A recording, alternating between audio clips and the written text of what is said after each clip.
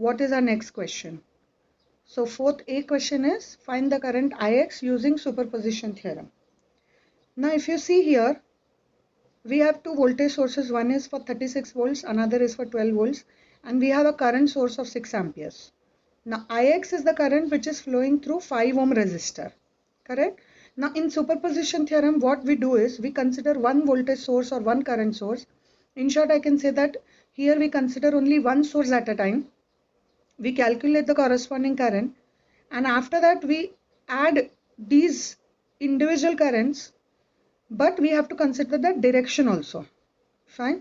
So we add all currents and we'll be getting the final current. Okay. So the very first thing is we will consider one source at a time. So first part, let us consider 36 voltage source alone. Fine. So now let us draw that circuit diagram. Now another voltage source, here we have a voltage source, isn't it? So this is a voltage source, so it has to be replaced by a short circuit. Okay. And then we have a 5 ohm resistor and current source will be open circuited. So we do not have anything here. So this is 5 ohm, 10 ohm. And again this is 5 ohm resistor. Here we have 36 volts. Now current Ix is this. So let me represent this current as Ix1. Now we can understand that actually this Ix1 is nothing but the total current due to 36 volts, right? So first let us understand what is the total resistance. Okay. So what is the total resistance? Now if you see this 10 ohm and 5 ohm combination, it means that 10 and 5 are in parallel. And this combination is in series with 5 ohm resistor, right? So what is the combination of 10 and 5 parallel? It is 10 into 5 upon 10 plus 5. Now this is 5. So it is 50 upon 15, which comes out to be 3.33 ohms. Okay. So the parallel combination of 10 ohms and 5 ohm make it to be 3.33 ohm. And this 5 ohm is in series. So what is the total resistance in this case? 8.33 ohms. Correct. So we have calculated the total resistance. Now how will we calculate this current? Simple Ohm's law. That is the total voltage upon the total resistance. Now the voltage is 36 and the resistance is 8.33 ohms. So the first current, which is Ix1,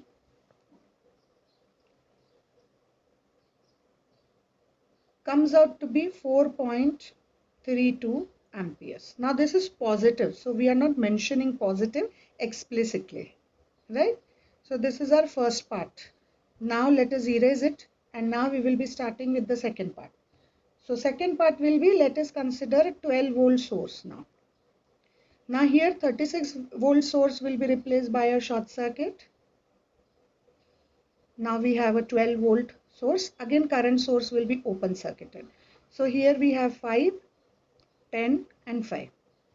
This is here now 12 volts. Now again if you see this combination is a parallel combination, then it will be in series with 5. So what is the total resistance in this case? It is 10 in parallel with 5 and it is in series with 5. So we know that already we have calculated the parallel combination of 10 ohms and 5 ohms comes out to be 3.33 ohms, which is further added with 5 ohms. So my total resistance in this case also becomes 8.33 ohms, right? So now the total current, this current is due to 12 volt source. Now please understand here. Now here this is 12 volts, right? So this current is the total current here. Now Ix is the current which is flowing through this, right? But here the total current meets, see at this node it gets divided into two parts, right? Some current flows through 10 ohm resistor and some current flows through 5 ohm resistor. Now let this current be Ix2. Fine. So here we will be calculating the total current. Total current will be 12 upon 8.33 So that current comes out to be 1.44 ampere. Now this is not IX2. Okay. Now in order to find IX2, we have to consider, now I have not specified the direction, I'll tell you why. Now what is going to be the current which flows through 5 ohm resistor? We can find this current by using current division rule, right? So it is the total current multiplied by the opposite branch upon the total branch. So what is the total current? 1.44 multiplied by 10 divided by 15. Now IX2 will be 0.96. Yes, amperes. Now why I did not specify the direction yet? Because here the total current is flowing from right to left, and hence the current which flows through 5 ohm resistor also flows from right to left, whereas my IX2 will be in the opposite direction, right? Okay, so actually this current will be minus. So that is why I did not specify in the beginning, because I wanted to explain it to you. Fine. So my IX2 is minus 0.96 amperes. I hope this is clear to you. Yes. So again, let us erase it. And finally, we come to 6 amperes current source. Yes. So here we have 5, 10. Further we have 5. And then we have a 6 amperes current source. So this is 6, 5, 10, 5. So what we will be doing is, if you consider this combination, again 10 and 5 are parallel. So we know that this combination is 3.33 ohms. So further I will reduce this. So this becomes my reduced circuit, right? So this is 6, 3.33, and now this is 5. Now again pay attention that this current is flowing in this direction, so this gets divided into two parts. Now this will be IX3, correct? But please pay attention that IX is in this direction, right? So now this current of 6 amperes is getting divided into two parts. So again we'll be making use of current division rule. So that is going to be the total current multiplied by the opposite branch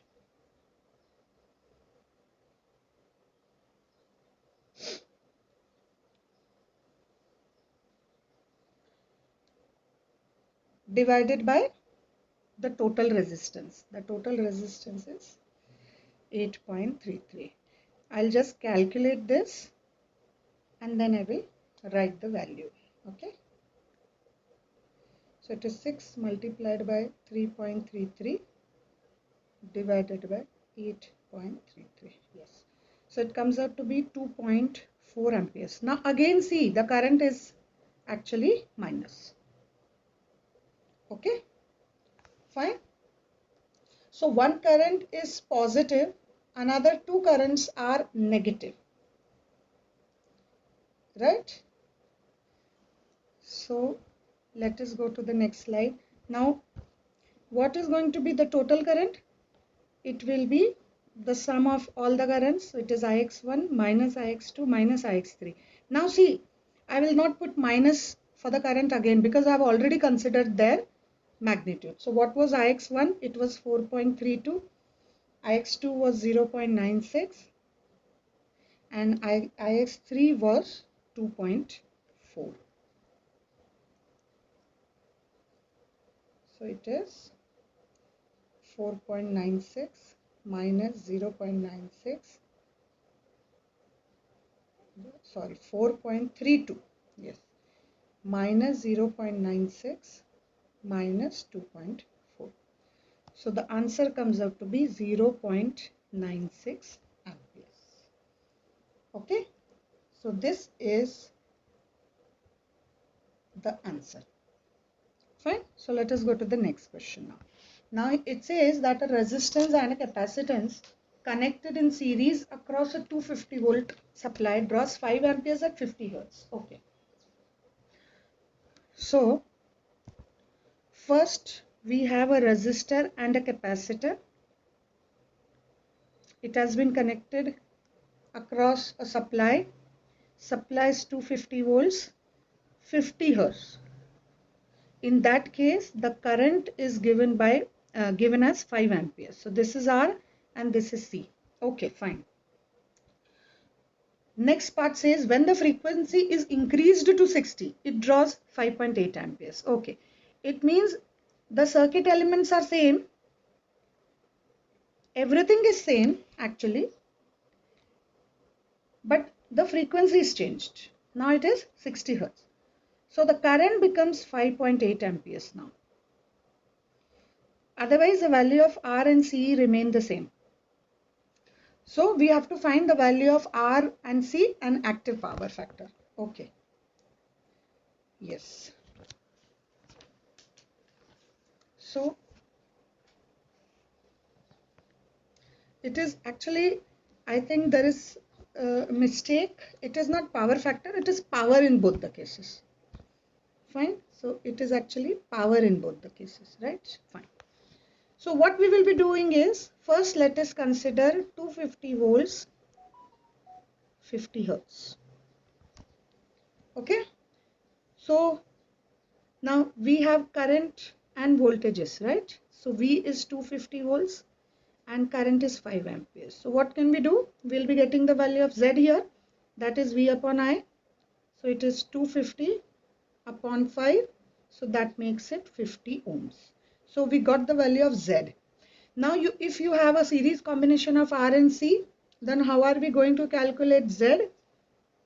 It will be, I'm talking about the magnitude, right? So it will be R plus XC square, right? So I will further solve it because I know that XC is equal to 1 upon omega C. So I will place this value. It becomes R square plus, what is omega? 2 pi F. So I will write the value. Correct? Z came out to be 50.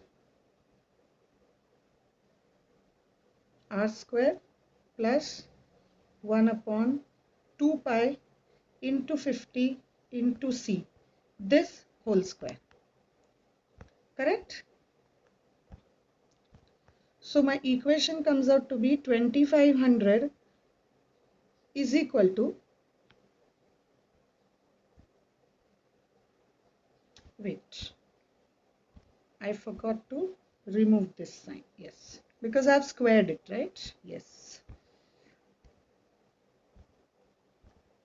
So it becomes 2500 equal to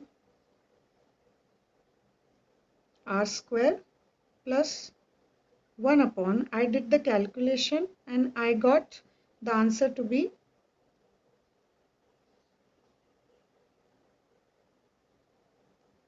98,596 C square. So this is equation number 1. Now let us talk about case 2. Case 2 is frequency changes to 60 Hertz and current changes to 5.8 amperes, whereas V remains constant at 250 volts. So again we will be going through the same procedure. First we will calculate Z, so which comes out to be 250 upon 5.8.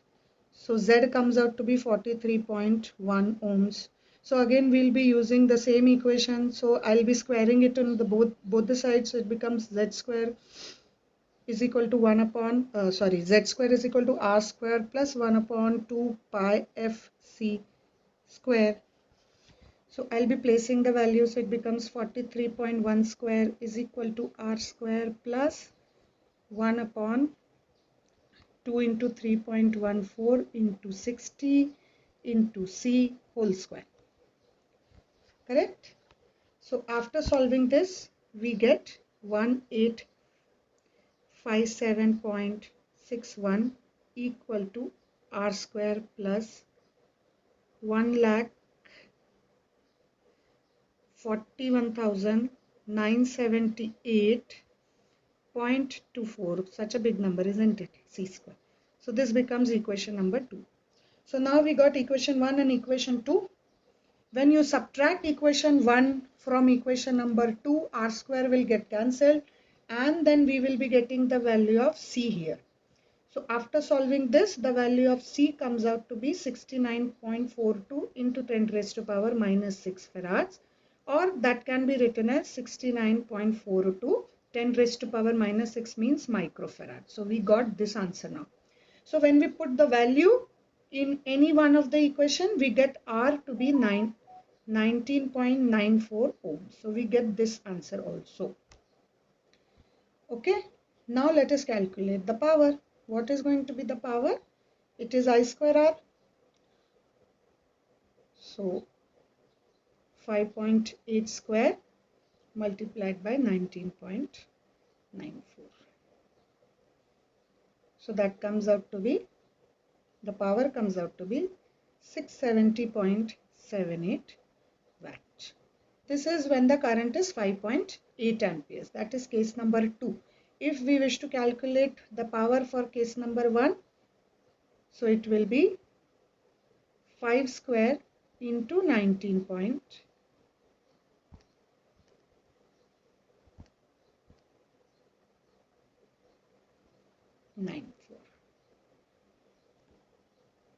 Okay. So it is 25 into 19.94. So the power comes out to be 498.5 watt.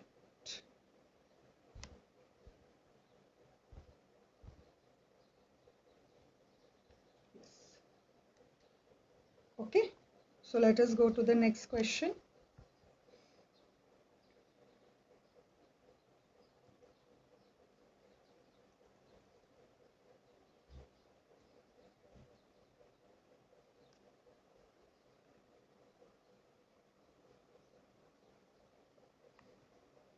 Now suppose, see, I said we had to calculate the power, right? Not power factor. But had it been power factor, then how we would have done that? Can you tell me that? Now, if you want the power factor, first let me erase this. It just came through, my mind that, okay, if that happens, what we would have done. So before going to next question, let us just discuss that. So here we have two powers, isn't it? P1 and P2, and we have calculated those powers, right? So if you talk about power factor, it will be VI cos phi. But instead of, see, I will not write V1 because V is constant, but I can write I1 and cos phi 1. Similarly, here V is same, so I will write V, but I is different, so I will write I2 cos phi 2. Correct? So I have calculated P1 and P2. Correct. So what I will do? I will do cos phi 1 is equal to P1 upon VI1. Similarly, here cos phi 2 will be P upon VI2. So the point here I wish to convey is that we can do that. I mean, even if it had been power factor, we could have calculated because we have all the values, right? Yes. So now let us go ahead. Now here they said find the node voltages V1, V2 and V3 and the current through 0.5 ohm resistor. Okay. So what we have to do is, they have already given V1, V2 and V3. So first we will proceed with node 1. So apply KCL at node 1. Nodal analysis is KCL, isn't it? So here we have 4 ampere current source. So it will be V is equal to. Now we will first go in this direction. So it is V1 minus V2 upon 0.33. Next in this direction. So it will be V1 minus V3 upon 0.5. Okay. Further, we will solve this as V1 upon 0.33 minus V2 upon 0.33 plus V1 upon 0.5 minus V3 upon 0.5. Okay. So when we solve this equation, we get 5.03 V1 minus 3.03 V2 minus 2 V3 is equal to 4. So this is the first equation for node 1. Okay. Now, if you consider node 2 and node 3, they are called super nodes. What is the meaning of super node? Now what was super mesh? When you have a current source in between two meshes. Similarly, when you have voltage source between two nodes, it is called a super node. So first we will write this equation. Now see, where is my positive terminal connected? Now this is positive terminal is connected to V3, and hence V3 will be positive and V2 will be negative. So what is the equation for super node? It is V3 minus V2 is equal to 5, and it is not V2 minus V3 because V2 is negative and V3 is positive. So now this is equation number 2. Okay, so what we will be doing is, now we will be applying again. Let us consider node 2. Fine.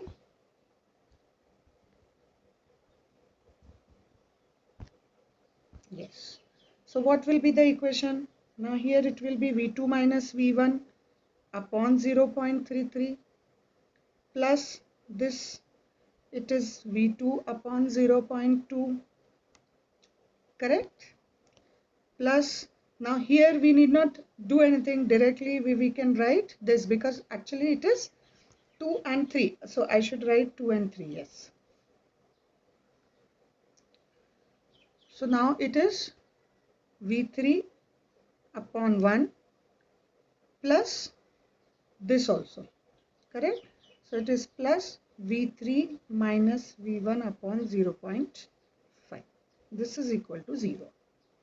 So when we solve this, we will be getting minus 5.03 V1 plus 8.03 V2 plus 3 V3 equal to 0. This is equation number 3. Okay, so we got these equations. So after solving these equations, we will be getting the value of V1 and V2. So V1 comes out to be 2.62 volts. V2 comes out to be minus 0.17 volts. Now please pay attention that here V2 is minus. So I already told you that V2 is going to be minus, right? And finally V3 comes out to be 4.83 volts. Fine? Okay? Yes. Now if you go back to the circuit diagram, let us quickly go to the circuit diagram. What is the current through 0.5 ohms? How will you calculate the current through 0.5 ohms? Come on.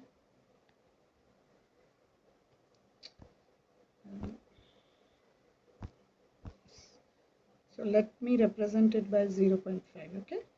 So it will be V1 minus V3 upon 0.5. Okay, so it will be 2.62 minus 4.83 upon 0.5.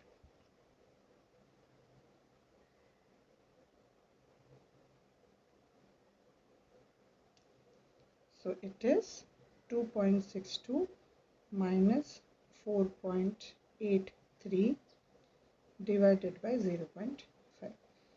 So it comes out to be minus 4.42 amperes. Now see, if I have considered, now this is 0.5 ohms, okay? This was V1, this is V3. Now I considered the current to be V1 minus V3. It means that I considered this to be positive and this is negative. But since the current has come negative, it means actually it is flowing in this direction.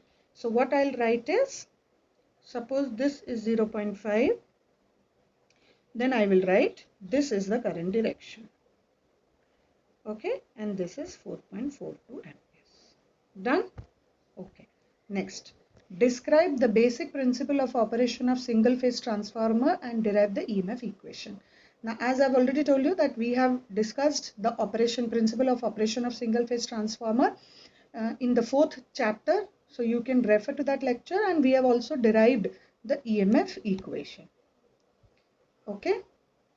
So with this question, we end today's lecture. We shall be meeting in the concluding part of this question paper in the next part. Thank you.